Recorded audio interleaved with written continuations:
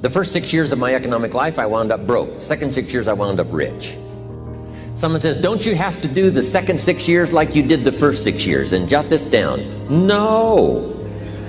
No, you don't have to live the second 6 years like the first 6. You can use all the information and all the advice and repairing all of your mistakes and adopting a new and refined philosophy so that the next 6 years can be totally different than the last 6. No other life form can do this. See, if you were a tree, you'd be stuck. As a tree, if you used up all the nourishment that was around you and you couldn't change location, see, you would die. But that's not true. Human beings can change location, go north, south, east, west, live here for a while, live somewhere else for a while. So that's a note to make. You can greatly alter the course of your life. Now here's the next note to make. 5 years from now, you will arrive. The question is where? If you keep up your present disciplines and keep up the present pace that you're on, where will you be in 5 years? Boy, it's easy to say, hey, I haven't really thought about that. So now make this note. In 5 years, here's the probability. You will either arrive at a well-designed destination or an undesigned destination. And I promise you, 5 years from now, you really don't want to arrive at an undesigned destination. Because you may very well wind up wearing what you don't want to wear, driving what you don't want to drive, living where you don't want to live, maybe doing what you don't want to do. Simply because you didn't design a better destination.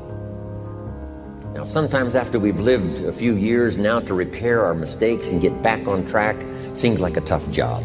If you start early, the fortune belongs to you. If you start early, all fortunes that are available to humans, if you start early, the promise looms large and the odds are heavy in your favor. Now, yes, it's possible to do some radical things starting late and still arrive with some good treasures and some good things. But when you haven't got that much time left, now sometimes the decision has to be so drastic people are not willing to make it and they're too tired and too weary and too ill. And say, look, I don't have much time left. It's not going to happen for me anyway. It's easy to take that attitude. But everyone here, we've got the time over the next 10 years. We've got the time the next 20 years. We've got the time the next 30 years to make some repair now in our errors of the past and set up some new disciplines. And I'm telling you, that's going to change everything. So, 5 years from now, I wish for you to arrive at a well-designed place. A place of productivity, a place that'll make you feel good about yourself, a place that'll give you honor and respect, a place that'll give you influence to touch other people 5 years from now that you couldn't do today. Where will you be in 5 years? Key phrase, we go the direction we face. If you start designing something at the end of this direction, sure enough, you will start going the direction you face. And we face the direction we design. Direction determines destination. Destination is not determined by hope. It's not determined by wish. Destination is determined by direction.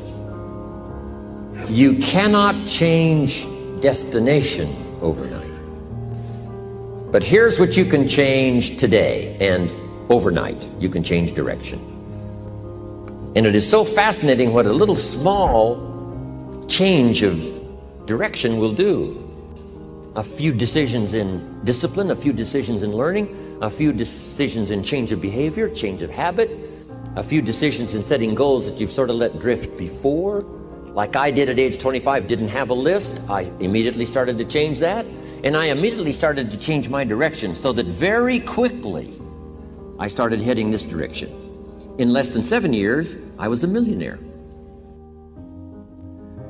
My father taught me way back, son, always do more than what you get paid for. Now, some individuals might argue with that. They'd say, no, you're going to mess up the whole program. I know they're wrong. In my own self-interest, I did what my father taught me, to always do more than I got paid for. Why? To make an investment in my future. Do more than you get paid for to make an investment in your future. and it's paid off for me.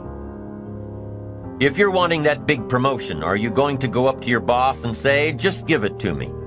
I'll work harder if you just give me that promotion. No, it doesn't work that way. You've got to do more in your current position so that you get noticed, so you stand out from everybody else. So the boss says, hey, we've got this position opening up and I think we should give it to Nancy. She does so much more than we expect.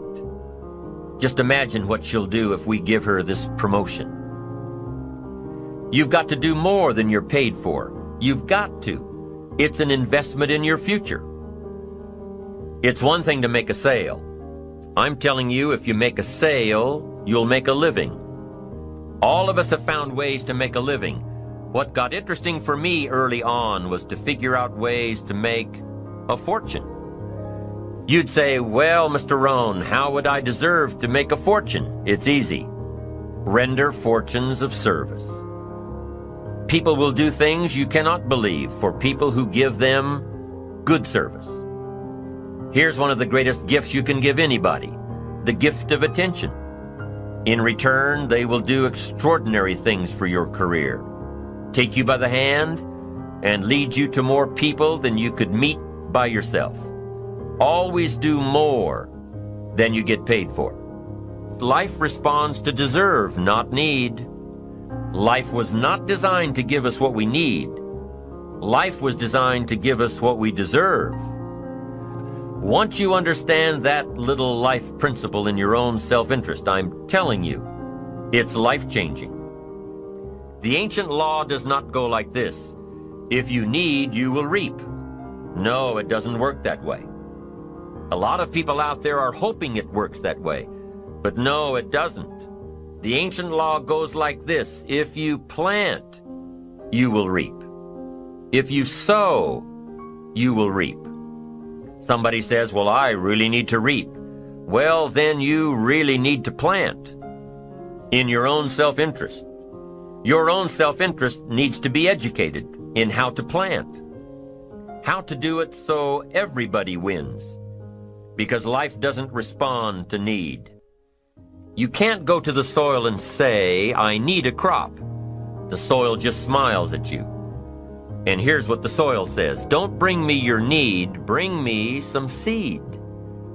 Bring me some effort. Bring me some discipline. Bring me some interest. Bring me some service. Bring me these things and I'll return to you multiplied by 2 times, 5 times, 10 times. You can't come with need. You've got to come with seed. You've got to come with willingness. You've got to come with skills. You've got to be willing to learn, willing to change, willing to grow, willing to put yourself out, willing to stand up to the bad weather, willing to pull out the weeds, willing to nurture. That's the only way you get a return. Once you understand these principles, self-interest now truly becomes an exciting challenge, making sure everybody wins. Enlightened self-interest makes sure that everybody wins. Let me give you a good philosophical phrase. All values must be won by contest. All values must be won by contest. And after they've been won, they must be defended. You say, wow, you've put a pretty heavy task on us. That's what life is all about, a pretty heavy challenge. We don't give large trophies for small effort. If you want to win high health, if you want to win high wealth, if you want to extend a long reach in touching people's lives, you got to engage in some of these extra powerful disciplines. And one is to secure the territory by vigor, and the other is to defend it with equal challenge. Attack. Procrastination. Here's another good one, blame. I engaged in this the big share of my life until I met Mr. Show. I used to blame my negative relatives. I used to blame the government. I used to blame taxes. I used to blame prices. I said, it costs too much. Show said, no, let's cover the real problem. You can't afford it. I never looked at it like that before. Schultz said, sir, you must intellectually understand it's not it that's your problem. It's you that's your problem. It's not out there that's the problem. Out there is like it's been for 6,000 years. You can't cure that. But what you can cure is errors in judgment, errors in attitude, errors in activity, errors in judging results. I found that the errors were within. But see, he had to go after me on that point. Here's the next one. Excuses. Wow. We've got 1 million. I'm too short. I'm too tall. I'm too old. I'm too young. I don't have the money. I don't have the experience. On and on and on with the excuses. Learning to attack. Very important. Procrastination. That's a good one, front and center.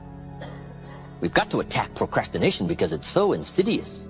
It eats up such large chunks of your life and leaves you in a small corner. Putting it off. Delaying. Letting it slide. Now, I'm one of the best to attack procrastination because I confess to being one of the all-time great procrastinators. I've done a lot of things, but I've put a lot of things off. Procrastination. I am so good, I could teach it. But I also know the pain of procrastination. I also know the regret that comes from procrastination. I can also show you pieces of my life missing, never to be repaired, because I let it slide. Now see, if we all studied our own lives, and we're trying to help somebody with this insidious disease of procrastination and putting it off, front and center, we use ourselves as best example, because you feel the strongest about your own experiences and your own emotions. Do you think you could help somebody with procrastination? Developing this skill of going back, rehearsing your own life, and coming up with the essence of the emotion and the experience to try to illustrate to somebody how insidious it can become and how devastating it can leave your life and what'll be missing if you let it slide. That's what we call learning to attack the problem. Now, underline the word attack. It's very important to go after the insidious. If the future gets clear, the price gets easier.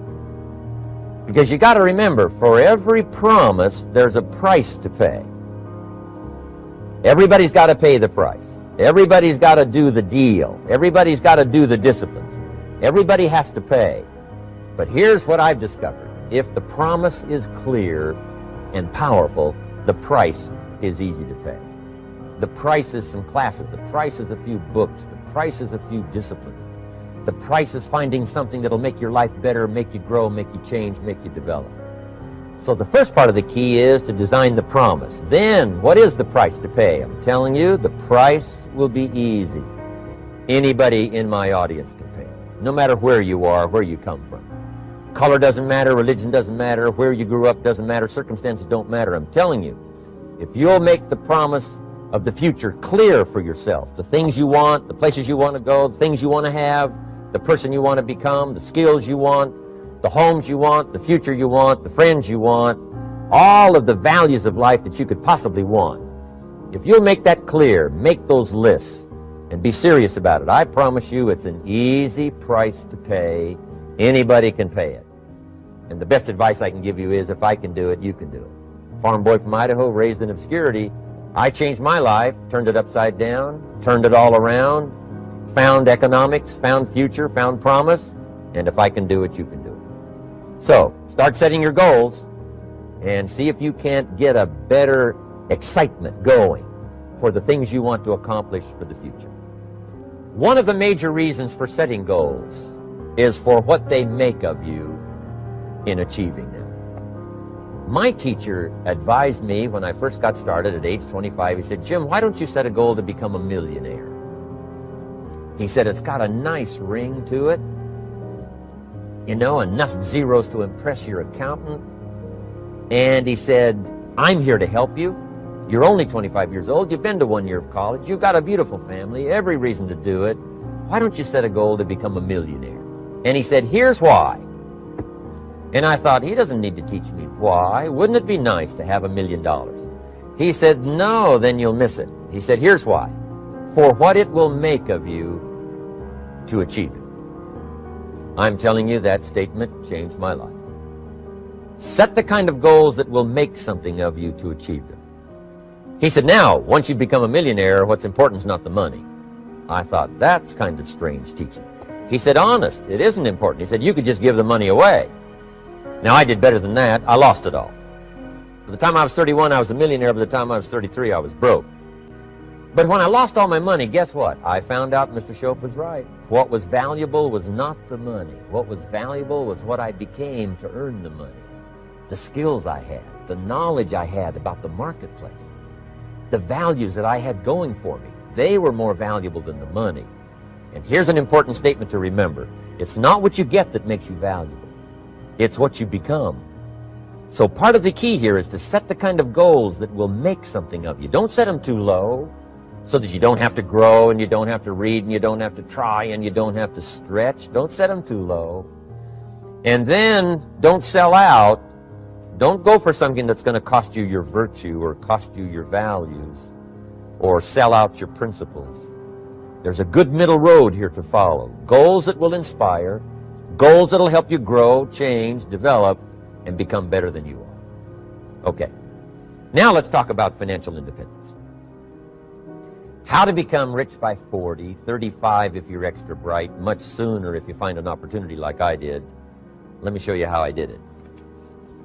Financial independence.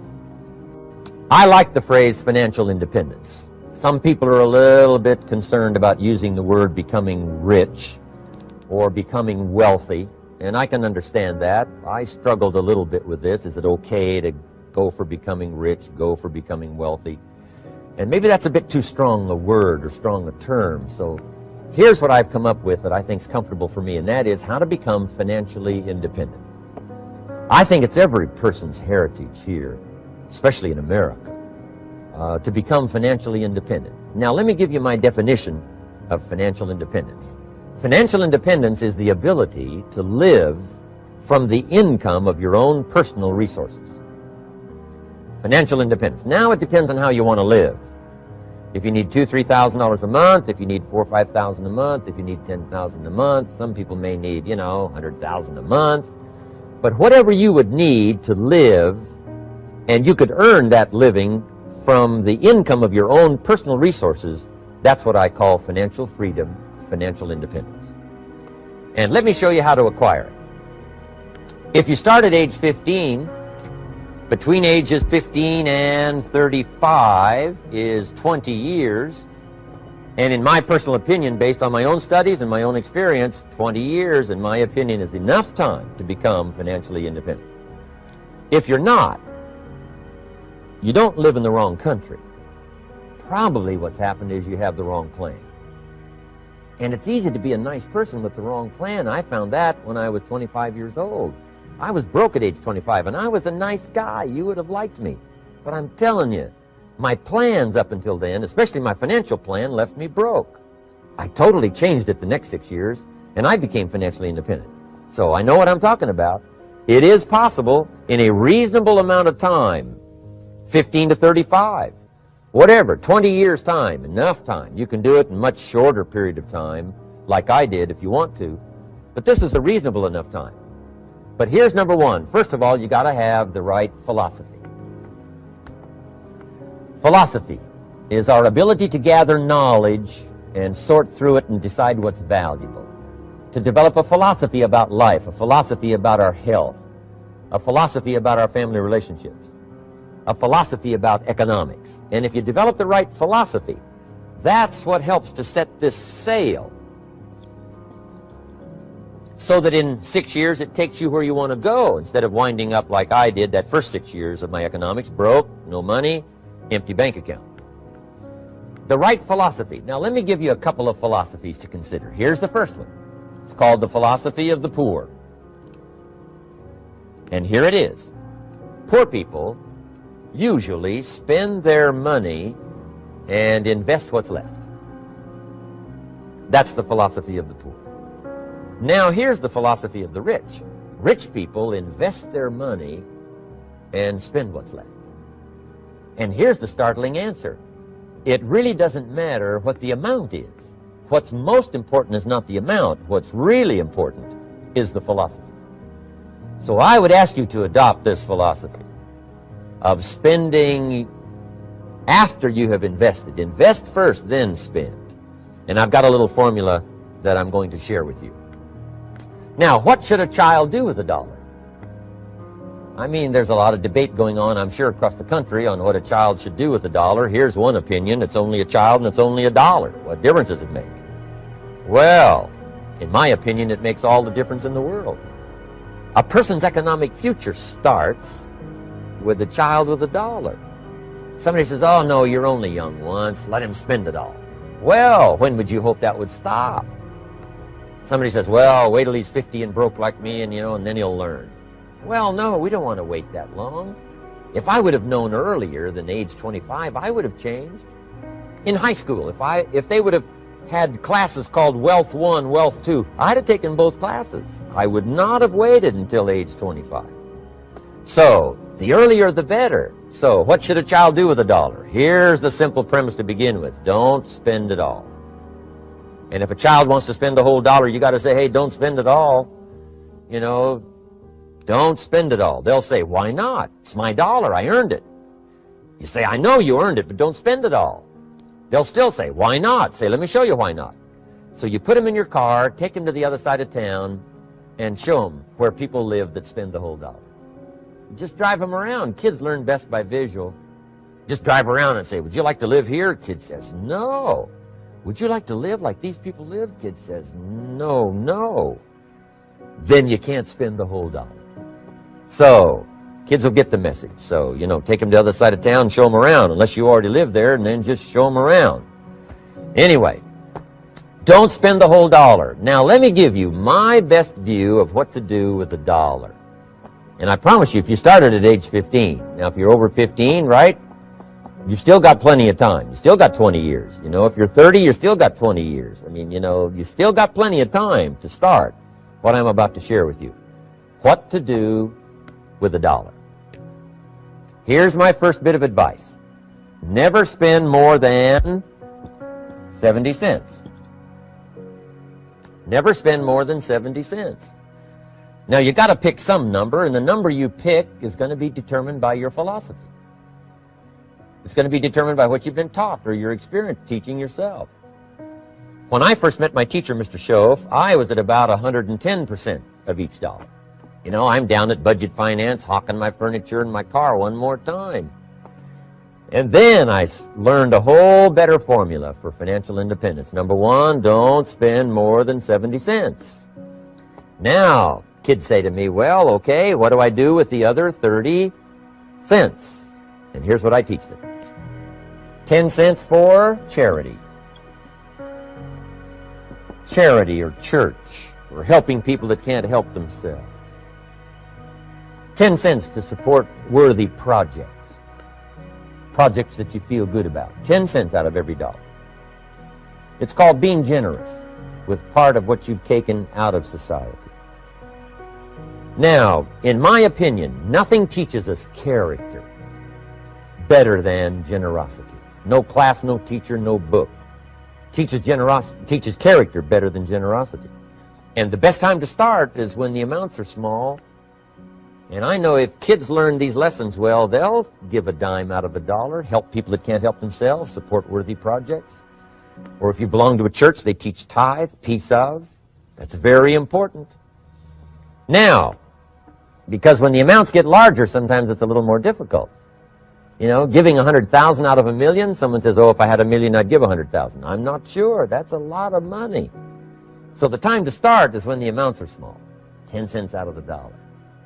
Okay, next 10 cents I call active capital. Active capital means do something to make a profit. Active capital. Set aside a portion of your income, Wages are okay, but I'm telling you, wages will make you a living. Profits will make you a fortune. So set aside part of your income as capital, called active capital. Any kind of project you can possibly think of, you can possibly come up with. I'm going to write a new book, I think, for kids. I think the title is going to be, Of Course Kids Should Pay Taxes.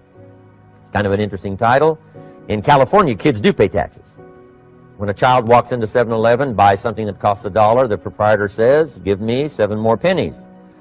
And the child says, hey, what's these 7 pennies for? And the proprietor says, that's the taxes. Kid says, well, hey, I'm only 8 years old. Proprietor says, congratulations, you're my youngest taxpayer. Give me the money. So in California, where I live, kids do pay taxes. Big question is, should they?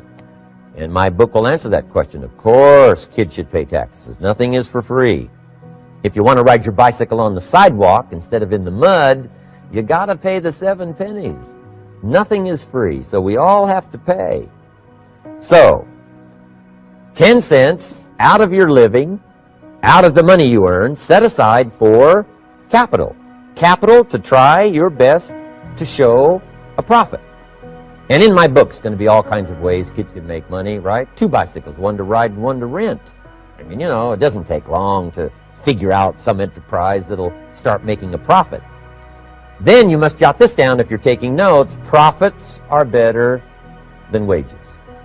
1, you can't usually start wages until you're about 16, 15, 16, but you can make a profit long before you're eligible to start earning wages. And then there's no limit to profits, and they can double and triple and quadruple. You know, there's no limit. It's incredible how fast profits can grow. So profits are better than wages. Wages make you a living, profits make you a fortune. Now, the third 10 cents is vitally important. I call it passive capital.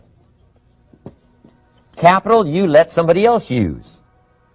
A financial institution, stocks and bonds, mutual funds, whatever. Let someone else use it, you furnish the money, they use it to make a profit, but they pay you for the use of it, called interest. And here's one of the things that'll make you financially independent fairly quickly, and that's called compound interest. And this is how you get it. Letting someone else use a portion of your money, your substance. They show the profit, they pay you interest. And this passive capital, I'm telling you, over a sustained period of time, if you'll develop this little 10, 10, 10, and 70, especially starting at age 15, I'm telling you, by the time you're 35, you will be financially independent. You'll have the ability to live from the income of your own resources.